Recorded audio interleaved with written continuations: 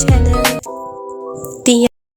ඉතින් යාළුවනේ ඔයාලට කොහමද? ඉතින් මං අද ගෙනාවේ ස්ටඩි ලොග්ස් එකක්. ඉතින් ඒක අපි බලලිමු. ඔයාටත් මෙන්න මෙහෙම පාඩම් කරන්න එපා වෙලා හොඳටම ස්ට්‍රෙස් වෙලා අපිට පාඩම් කරන්න ඕනෙම නැහැ කියලා හිතන වෙලාවල් ඇති.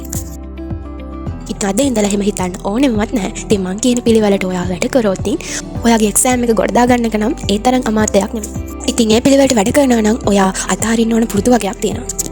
ඔයාට යාළුවෝ සමහර විට කියයි මම පැය 14ක් 15ක් පාඩම් කරනවා. සමහර අය කියයි මම රෑ ඉඳලා පාන්දර 1 2 විතර වෙනකම් පාඩම් කරනවා කියලා. ඉතින් ඔයා යාළුවෝ කියන විදිහට වැඩ කරන්න ඕනේ නැහැ. අපිට පුළුවන් කාලේ අපිට පුළුවන් ටයිම් එකක් තියෙනවා. ඒ වෙලාවට විතරක් ඔයාගේ පාඩම කරන්න. ඒ කියන්නේ විනාඩි 10ක් 15ක් නෙමෙයි. ඔයාට අඩුම පුළුවන් පැය 2ක් දවසට පාඩම් කරන්නම නැති කෙනෙක්ට පාඩම් කරන්න. ඒකත් එක දිගටම පාඩම් කරන්න ඕනද නැහැ. කියන්නේ ඔයා විනාඩි 30ක විතර පාඩම් කරලා විනාඩි 5ක විතර පොඩි ඉන්ටර්වල් එකක් ගන්න පුළුවන්. එහෙම පාඩම් කරන්න ලේසි ක්‍රමයක් තමයි මම ඔය කියලා දුන්නේ. ඊට පස්සේ ආයි ඔයාගේ විනාඩි 30ක ස්ටඩි ප්ලෑන් එක විදිහට ඔයා වැඩ කරනවා. එතකොට ඔයාලා මේ වගේ වෙලාවට ඔයාගේ මනස කියයි දැන් ඇති පාඩම් කරලා ඇති දැන් ෆෝන් එක ගන්න වගේ දේවල් කියයි. ආයි කියයි දැන් අපි කෑමක් හදලා තියෙනවා ඒ කෑම එක බලන්න ගිහින් දැන් සෙල්ලම් කරන්න යන කියයි. ඔය වගේ දේවල් ගොඩක් අපිට ප්‍රශ්න දායි මොලේට.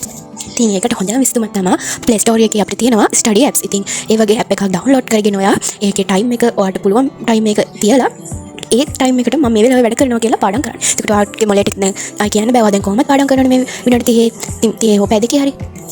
ඉතින් ඒ වගේ ඇප්ස් අපිට ගොඩක් වටිනවා. ඉතින් මේ විදිහට තවල් වරුවට පාඩම් කරන්න පුළුවන් කට්ටිය ඇති. රැට පාඩම් කරන්න පුළුවන් කට්ටිය ඇති. ඒ ක්‍රම ඔයාට පුළුවන් විදිහට කාලය මැනේජ් කරලා මං කිව්ව විදිහට පාඩම් කරන්න පුළුවන්. ඒ වගේම තමයි මං කලින් වීඩියෝ එකක් තරම් ඇවිල්ලා තියෙනවා.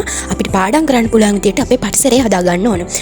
මම කලින් වීඩියෝ එක කිව්වා පාඩම් කරන ක්‍රම ටිකක්. ඒ ටිකත් ඔයාලා අනිවාර්යයෙන්ම බලන්න. කියන්නේ ඔයා පාඩම් කරන මේසේ ලස්සනට අයිටම්ස් හදලා තියාගන්න පුළුවන්, මල් පැල තියාගන්න පුළුවන්.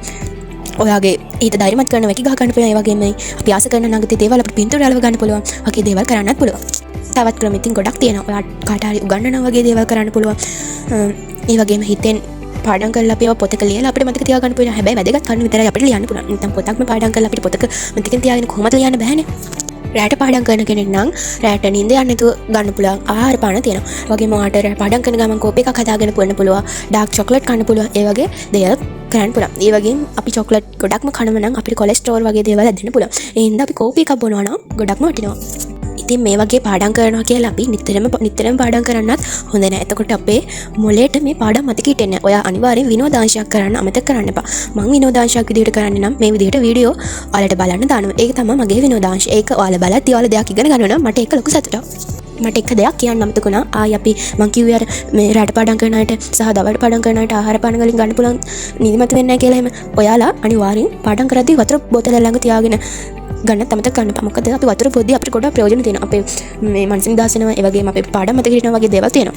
ඉතින් මම මෙතනින් මගේ වීඩියෝ එක අවසන් කරනවා. තවත් ස්ටඩි ටිප්ස් තියෙනවා. ඉතින් මම අතට මේ ටික විතරයි අරන් එන්නේ. මොකද වීඩියෝ එක දිග වුණොත් මට වීඩියෝ එක දාන්න ටිකක් අමාරු වෙනවා. ඒක නිසා මගේ වීඩියෝ එක හොඳයි නම් මාව සබ්ස්ක්‍රයිබ් කරලා ලයික් කරලා කමෙන්ට් එකකුත් දාන්න මතක ගන්න එපා.